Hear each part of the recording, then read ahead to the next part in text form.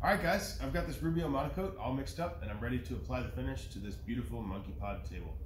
Now, we had a guy come into the shop earlier today and ask me about the transition between epoxy and wood, how that works as far as finishing, because in most cases, you want to polish your epoxy a little bit more than you do your wood. Rubio Monocoat recommends, I believe it's 150 or 180 or something of the sort, maybe even 220 grit before you apply the finish. And the reason for that is to leave the wood semi-porous in order to receive the finish.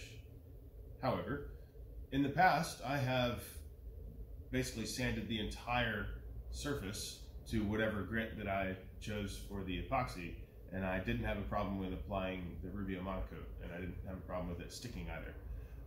And keep in mind as well that you're going to be applying this Rubio to the epoxy that you've also polished to whatever grit. For instance, I took this up to 3000 grit just today, and the Rubio is still going to bond to it. So I have to assume that the transition shouldn't matter, even though that the epoxy is sanded to a much higher grit. So